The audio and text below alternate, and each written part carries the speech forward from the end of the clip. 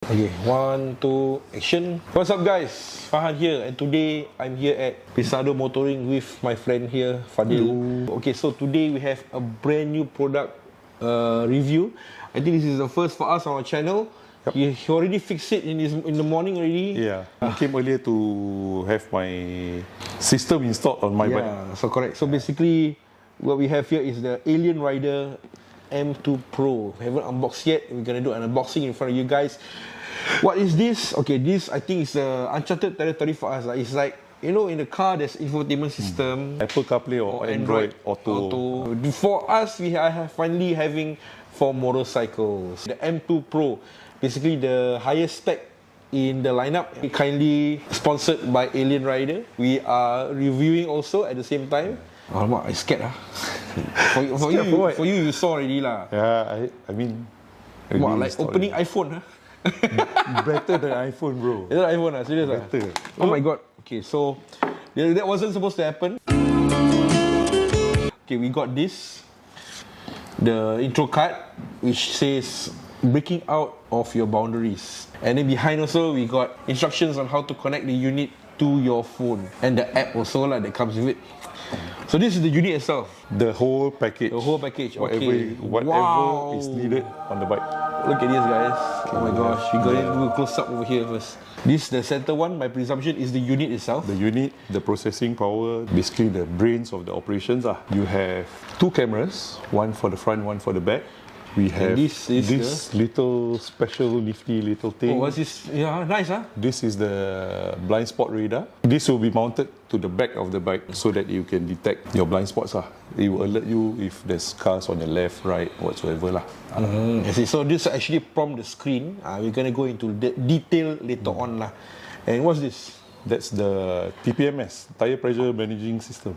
Oh my gosh, TPMS. For nowadays, bikes come with a lot of technology in it, right? Like TPMS, radar, all this fitted into the bike, right? But certain legacy bikes, like my current bike right now, the S5M Pristine 300, and yours, the MT-03, the old model especially, these don't come with all the necessary riding tech that nowadays bikes come in. So this unit actually facilitates with all of the necessary riding tech that most of these current new bikes come in. So even though your bike is old and your CA going to expire whatsoever, but with the Alienrider M2 Pro, it will help in the sense that you don't have to mount your phone to your handlebar anymore. Everything is through Bluetooth connected from your phone to this unit, and then you can even load your maps whatsoever. Let it run. You keep your phone safely tucked away. Because nowadays we got so many complaints of phone camera sensors going bonkers for all the vibrations when you put it on the handlebar. So I think this helps with the phone thing .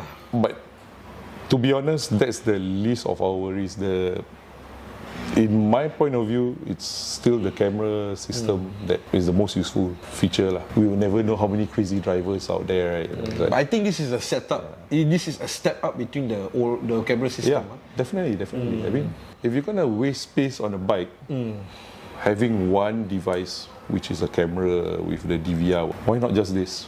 You pay a bit more, but you get a whole suite of products instead of just cameras. Okay guys, so honestly I cannot wait to fit it on my bike and do a full review for you guys.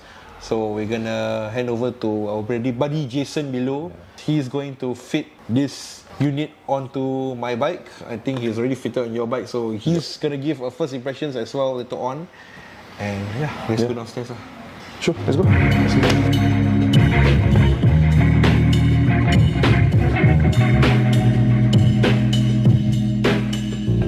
Yay! Finished already. Alright. Woo! Just nice it, Woo! How is it? Wow. Woo! Look at this. Oh my god, Alienrider on my bike, guys.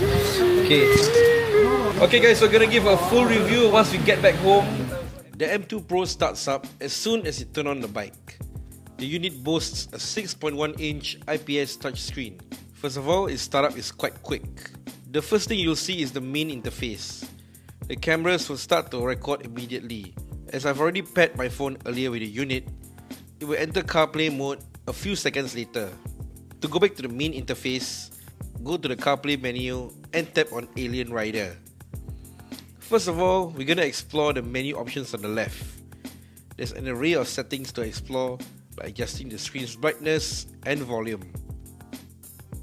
You can display the camera feed live on the screen as you're riding, but I don't recommend using it as a mirror replacement, as the field of view of what's behind you seems further on the camera compared to the mirrors. You can choose to display either the front or back on screen, or two simultaneously with the split screen. You can toggle off and on its microphone and access the DVR album to access stored recordings.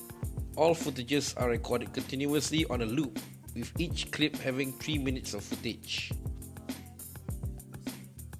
With the remote button, when pressing the capture button, you can take pictures with a short press and videos with a 3-second long press. In the lock video menu, if the unit senses that you've been involved in a crash, footage is automatically stored here. To make further refinements and adjustments to the system, you can go to Settings menu and adjust the settings from there. One example is the BSD alarm, which is the system's blind spot detection radar. Using a 77 GHz automotive radar, the system will trigger alerts while riding. For some riders, it may seem quite disruptive and distracting while riding, so I opted for a screen alarm display only, while in other settings, it will automatically flash the live feed of the rear camera. I shall elaborate on this while riding later. So, back to the main menu, we go into the tire pressure monitoring system. Thanks to the external TPMS tire valve caps, we get a continuous reading of the tire pressure, reminding you to pump air when the pressure gets low. Up next, we explore Apple CarPlay. Depending on your phone, if it's an Android, you'll use Android Auto. For iPhone like mine, it's Apple CarPlay. It mirrors certain phone functions. This is a brief run through the menu. The main app center is where you'll access important apps like navigation and music. Here displayed is my calendar. Apparently today, June 1st, Tortoise Run Port Dickson registration is open. Yay! Unfortunately, you can only display the events of the day. In music, you can play your favorite tunes. In my case, I love Green Day, so I'm always stuck with the same songs. And finally, Google Maps, my go-to navigation app. Some riders prefer Waze, maybe others prefer Apple Maps. And I have to say, it does really well mirroring the Google Maps interface on my phone. Like here for example, I want to go to Liqui Moly offices in Singapore.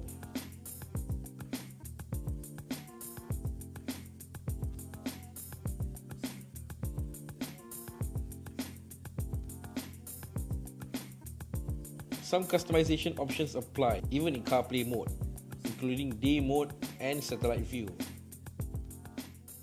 There's even a list you can search, such as gas stations and restaurants, and will display the suggested places nearby you.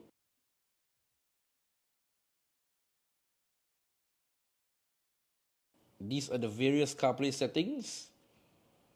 And finally, when you turn off the bike, the unit will turn off too. Alright guys, so this is the test for the Alienrider M2 Pro. Currently in Boon Lay right now, and probably rare to see me doing a review at night, because in the day the screen gets a bit glaring, which is why I decided to do it at night. On top of it, we are doing it in Singapore because I feel that the traffic density here in Singapore is much more higher in Johor. Because of that, I feel that you can properly demonstrate more on the radar blind spot detection system lah. And I got my Insta360 rolling right now, recording the Alien Pro screen as I'm riding. There's this crazy contraption in front of the Alien Rider right now. Automatically it's recording and it goes into Apple CarPlay really quick. So let's go somewhere, okay? See, the blind spot detection system is already working. We got gesture 8 already suggested. And let's start. If you have a Cardo or you're using an intercom, do remember to connect the Cardo to the phone instead of the M2 Pro, and then you'll be able to hear your songs and everything. Speaking of songs, okay, let's play a bit of song. Of course, we got Green Day in the house right now. But I'm not going to listen to the song and rather make it play in the background so that we're able to demonstrate lah, basically. Okay, so let's go. So I've had the Alienrider M2 Pro for a week now, and I have to say it's a really nifty tool. It really complements my riding because previously I have put my phone on the handlebar. I'm actually using a quad lock. Apparently I didn't lock my phone properly and my phone flew while I was riding across the second lane. I didn't manage to retrieve it back. That's unfortunate.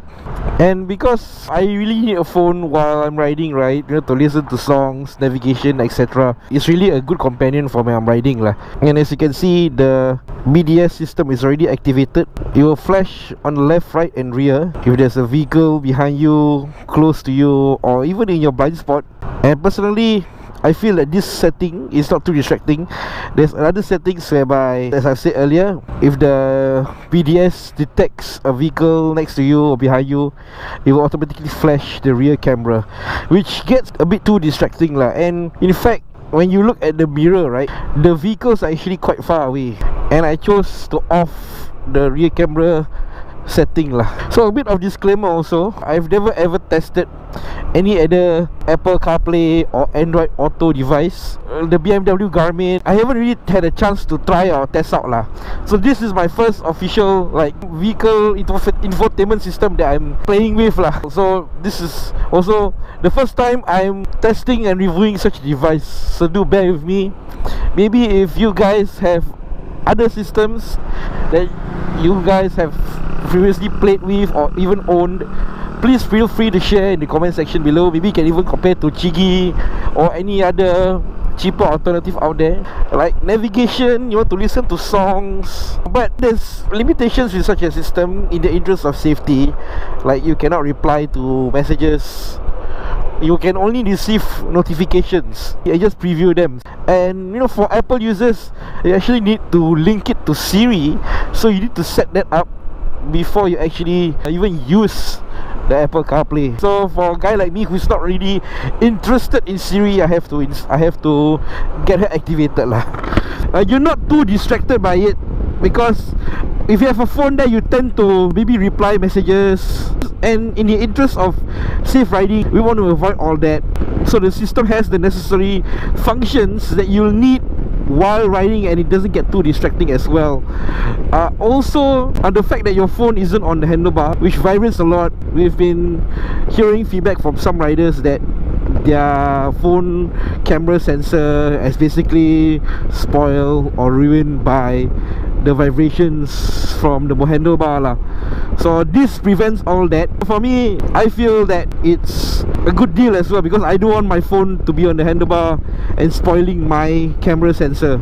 As you can see, the blind spot detection system is activated. We got a car in my blind spot right now. As I can see in the mirror, it's next to me, so it's warning me accordingly. It will warn here to the left, right and bottom that a car is near you or approaching you or in your blind spot. But I have to say that even though the car is quite far, it will still warn you for some reason. I don't really use that blind spot detection system that often, and I don't recommend you replacing your mirrors as well. Like, you can even mistaken a highway barrier or a wall to the left or the right for a vehicle. Some of you guys actually have raised concerns, especially on the Green Yi infotainment system video that we did earlier, that this kind of thing is prone to stealing. I mean, it looks like a mobile phone clipped on a handlebar, right? If you ask me, if somebody wants to steal it or what, it's gonna take some time lah, because it's really bolted in there with the joints and mounts, and he's using the original mount system, I must add, which uses Allen keys and all that.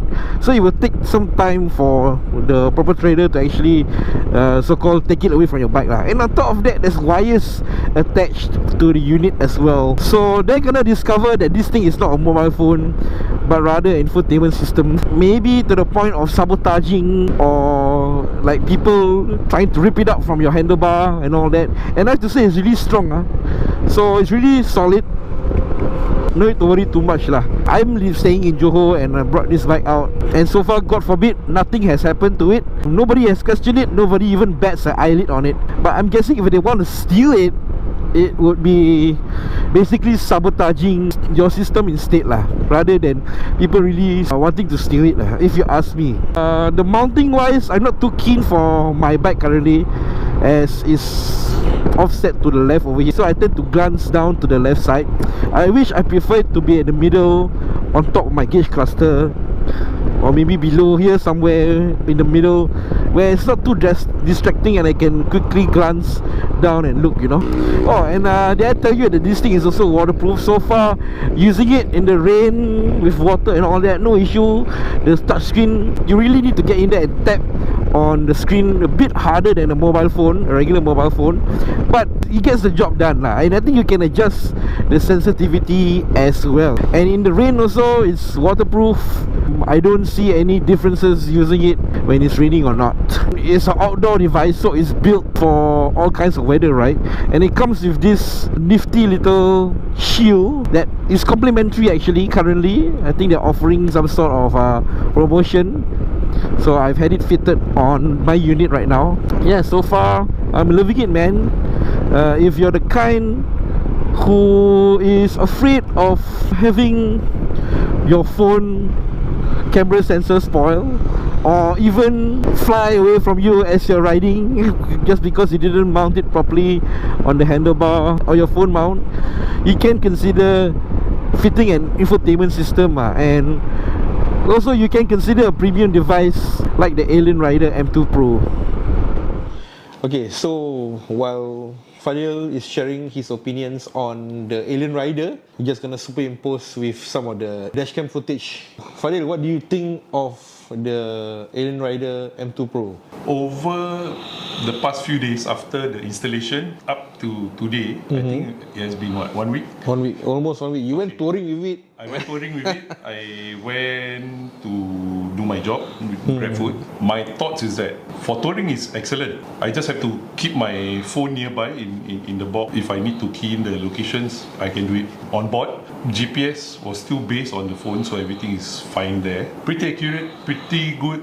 Late night footages on the camera is excellent lah. In the rain, it works fine. It's still working now. Waterproofing is okay.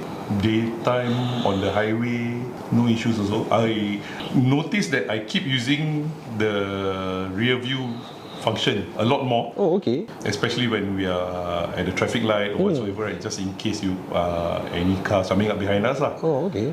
What's that? The blind spot detection. I got a bit annoyed with it because of the range. Yeah, it's quite far actually. Yeah. It's far, and then the speed limit in the software itself is up to 50 km. So even the car traveling at typical road speeds, right, your 50 km roads, you still flash like mad. So I end up I just turn it off. I see. Unless they have an update lah. If they have an update that makes the speed go up even more, then consider turning it back on. Without reading the manual, I find that if I were to switch around, if I want to extract the files into the phone, can be a bit confusing at first, but okay, after that it's fine. Downloading the footages from the device to the phone, surprisingly very fast because it's using the Wi-Fi. Literally seconds are for a 3-minute video. But you have to convert the video to MP4, right? Before you post anything. That's the troublesome part lah. For some reason, it's using the TS format. Yeah, so I need to convert to MP4 before I can even edit on the video here. I mean, to me, that's a small issue lah. If you have a laptop, you have a PC, the conversion should be very fast. Shouldn't waste that much time. So, yay or nay overall? Not for Grab or any food delivery services, but if you say your everyday use, your touring and whatnot, yes, definitely yes. I find the radar is still useful in a sense, just that I turn it off. Okay guys, so finally we just want to highlight the price. It's $749 without cover or SD card, which is additional $70. But for now, we have actually a promo for new riders at $699, and additionally they include an SD card and cover as well. So when you quote Tambah Overlanders, you'll get $50 off, and this is actually on top of the $699 promo. So warranty is 1 year, 1-to-1 exchange for a faulty unit only, and you're able to buy this from Easy Moto, Bestado Motoring, and Motor Mall. Once again, huge thanks to SG Motortech Private Limited, the distributor for the Alienrider, for hooking us up with the M2 Pro, and hope that you guys find this review useful. We'll see you guys in the next one.